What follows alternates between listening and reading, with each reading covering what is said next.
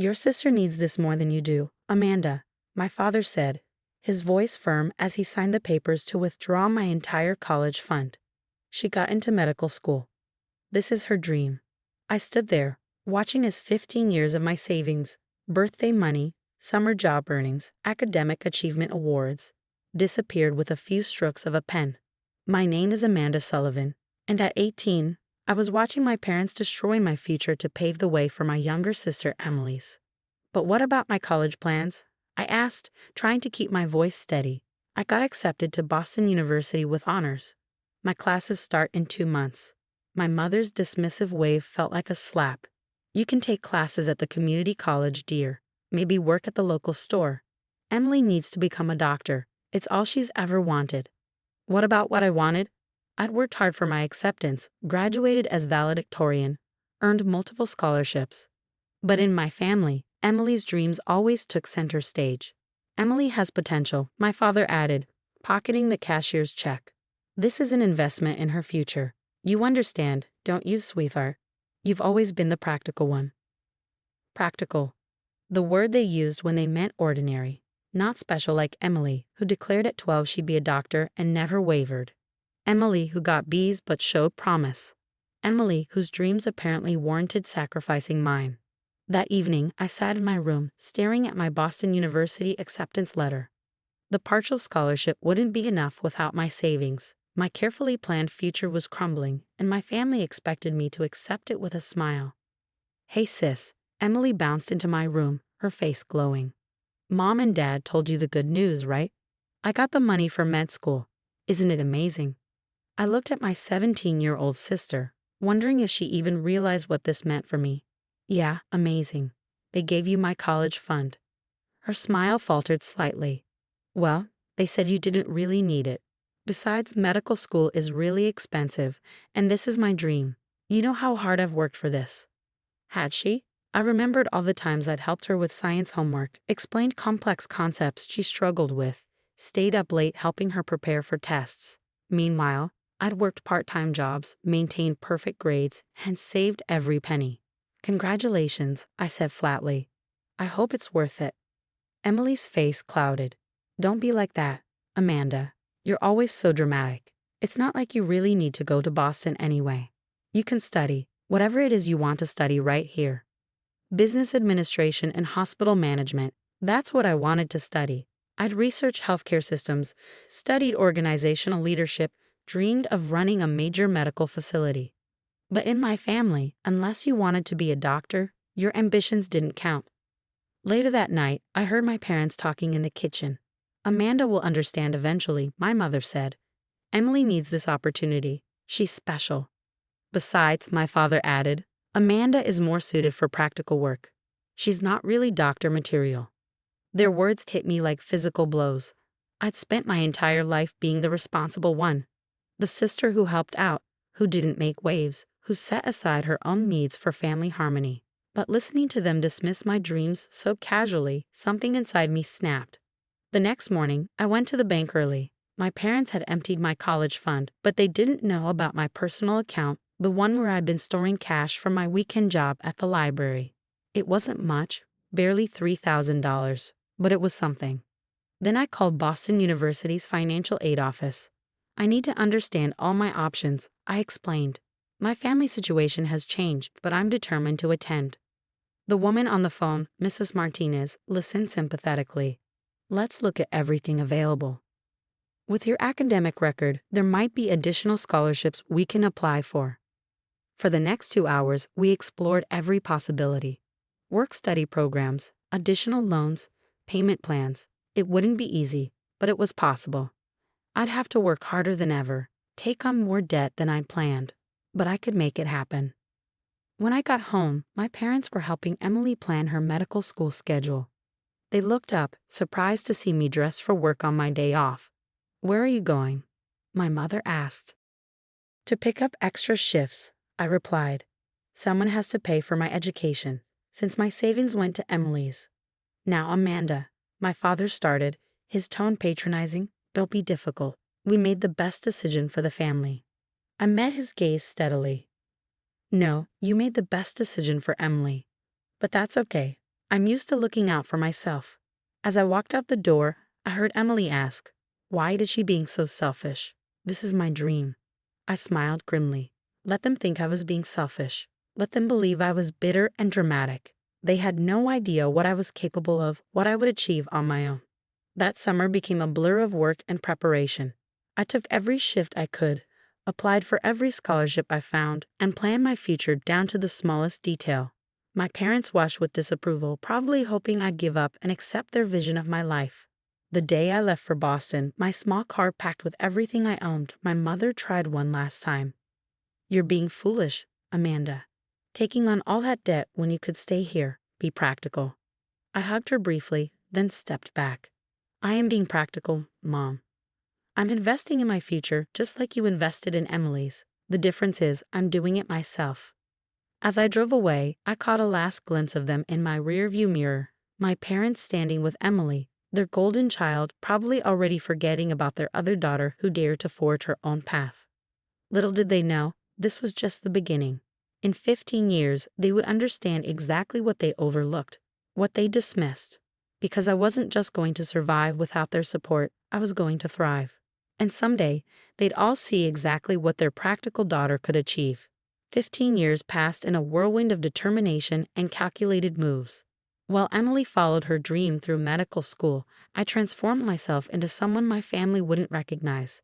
Every semester at Boston University, I worked 3 jobs, maintained a 4.0 GPA, and networked relentlessly with hospital administrators during my internships.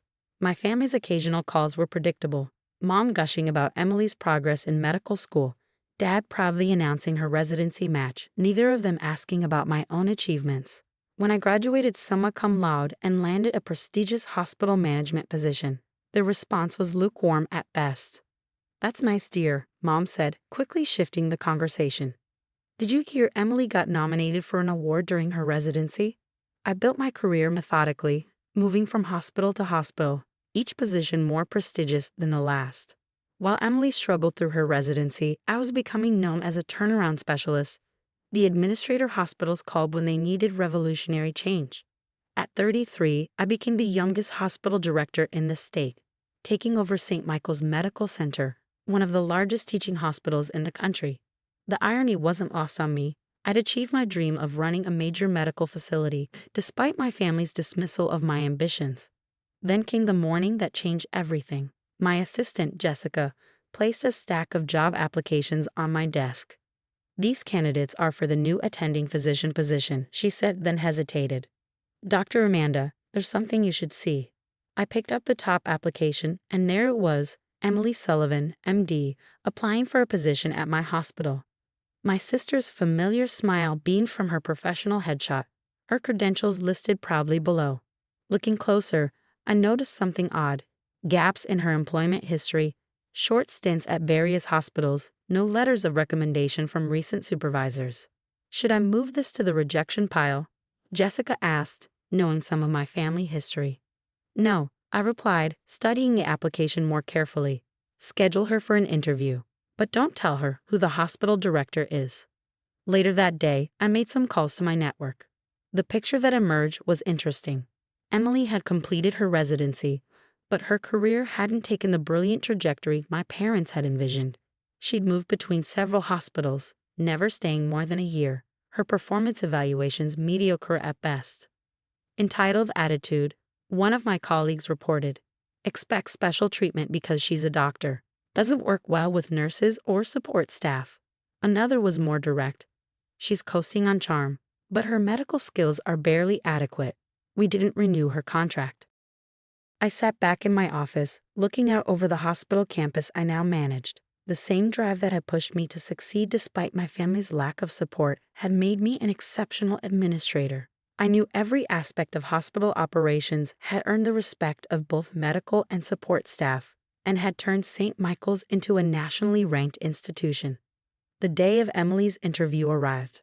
I watched through my office window as she walked into the hospital, dressed impeccably, carrying herself with the same confidence she'd always had. She didn't know it yet, but that confidence was about to be tested. I had arranged for her to interview with our chief of medicine first, then our head of HR.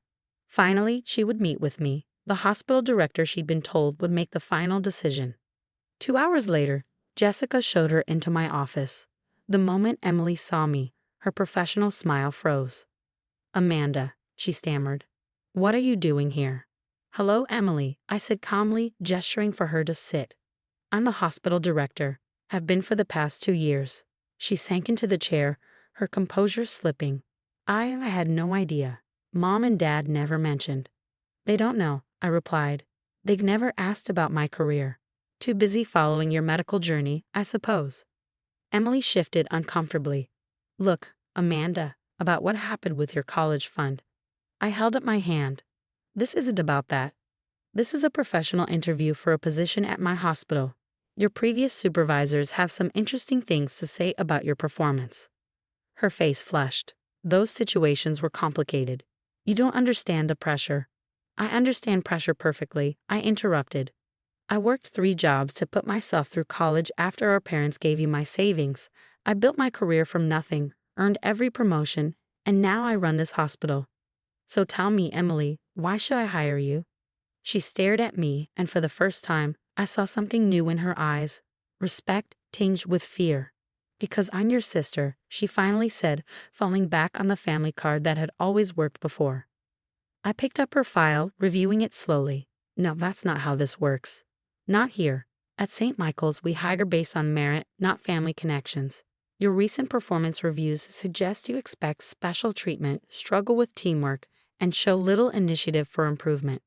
"That's not fair," she protested. "I'm a good doctor." "You're an adequate doctor," I corrected her. "But this hospital strives for excellence. We expect our physicians to collaborate, to respect every team member, to continuously improve. Your record shows none of that." Tears welled in her eyes, the same tears that had always won our parents' sympathy. "What are you going to tell Mom and Dad?" I closed her file deliberately. "The truth. That you applied for a position, but your qualifications and references didn't meet our standards. Unless you prefer to withdraw your application." Emily stood up, anger replacing tears. "You're doing this for revenge, aren't you? Because of the college fund?" I remained seated, my voice calm. "No, Emily, I'm doing my job. Running this hospital means ensuring our patients receive the best possible care. That requires physicians who are not just technically competent, but also committed to excellence and teamwork. Your record shows you're not that physician. At least not yet." She grabbed her bag, heading for the door, then paused. "You know what? I always thought you were just the practical one, the boring sister. I never imagined you'd end up." She gestured at my office, my position, my success. "That's the problem," I replied. "Neither did our parents. Neither did you. You all thought that giving you my college fund meant sacrificing my future for yours. Instead, it taught me to fight for what I wanted, to succeed on my own terms. Maybe it's time you learned to do the same." The fallout from Emily's interview was nuclear. Within hours, my phone exploded with messages from my parents. How dare I humiliate my sister? How could I be so vindictive? Didn't I understand that family comes first?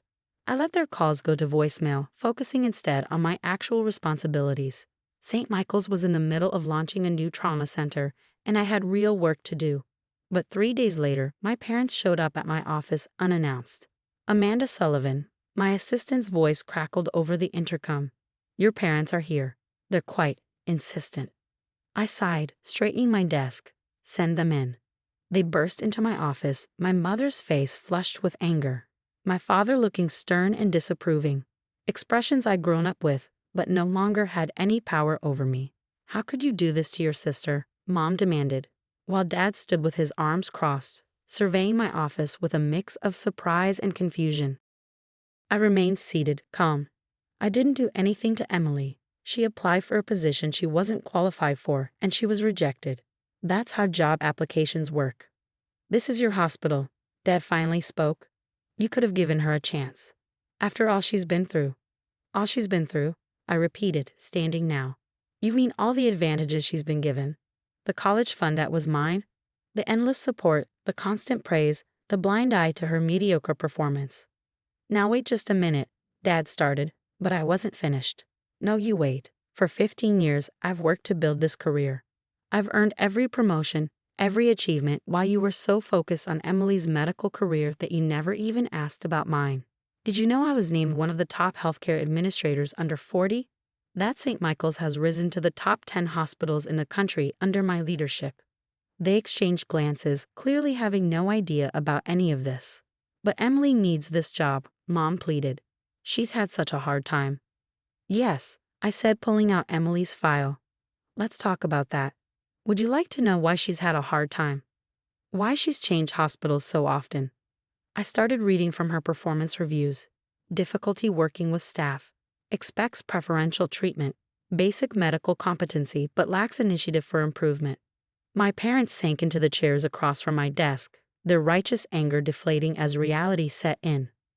I don't understand, Mom said quietly. She was always so promising. She was always praised, I corrected. There's a difference. You gave her my college fund because she was special, because being a doctor was her dream. But you never asked if she was ready for the work, the responsibility, the dedication it would take. Dad leaned forward. We thought we were doing the right thing. For Emily, I finished. You thought you were doing the right thing for Emily, and now you're here, expecting me to do the same, to put Emily's needs above my professional responsibilities, above my hospital standards, above the patients who deserve the best care we can provide. But you've done so well for yourself, Mom protested. Surely you can help your sister. I pulled out another file, my own records from college. Would you like to see how well I did? 3 jobs while carrying a full course load. Student loans I just finished paying off. Nights spent studying in the library because I couldn't afford campus housing. I succeeded not because of you, but in spite of you. They sat in silence, perhaps for the first time really seeing me, not as their practical daughter who would understand, but as the successful professional I'd become. What can we do? Dad finally asked, his voice smaller than I'd ever heard it. For me? Nothing. I stopped needing your help a long time ago. For Emily? I pulled out a business card. This is the contact information for our physician improvement program. If Emily is serious about becoming a better doctor, about earning a position here, or at any top hospital, she needs to acknowledge her weaknesses and work to improve them. You give her that chance? Mom asked hopefully. I'm giving her an opportunity to earn her chance, I corrected. The same way I earned everything I have. It's up to her whether she takes it. After they left, I stood by my office window, watching them cross the hospital parking lot. They looked smaller somehow, their certainty in their own rightness finally shaken. 2 weeks later, I received an email from Emily. No excuses, no family guilt trips.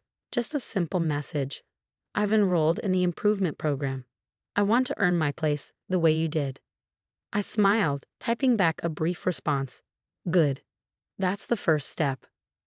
Over the next year, Emily threw herself into the program. Her progress reports show real improvement, not just in medical skills but in teamwork, in handling criticism, in understanding that being a good doctor meant more than just having the title. During this time, my parents started making different kinds of calls. They asked about my work, showed interest in my achievements, even attended a healthcare leadership conference where I was a keynote speaker. They weren't perfect, old habits die hard. But they were trying. 18 months after that initial interview, Emily applied for a position at St. Michael's again. This time, her application came with strong recommendations from her program mentors, detailed improvement metrics, and a letter addressing her past issues and what she'd learned. When she came to my office for the final interview, she was different. The entitlement was gone, replaced by something better, earned confidence. I understand now, she said, what you tried to tell me that first time. About earning your place, about real excellence. Thank you for not giving me the easy way out.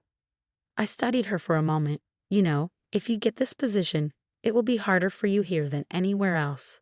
Everyone will know you're my sister, and they'll watch to make sure you're not getting special treatment. She nodded. Good. I want to prove myself, really prove myself the way you did. Emily got the job, not because she was my sister, but because she had finally become the doctor she should have been all along. The morning she started, I watched from my office as she walked into the hospital, her white coat crisp, her steps purposeful. This time, she wasn't walking in my shadow or riding on family connections. She was walking her own path, one she earned step by step. That evening, I found a note on my desk. Thank you for being the sister I needed, not the one I wanted. Emily. I pinned it to my bulletin board right next to my first hospital director appointment letter. Sometimes the best success stories aren't about getting what you want handed to you. They're about learning to become someone who deserves it.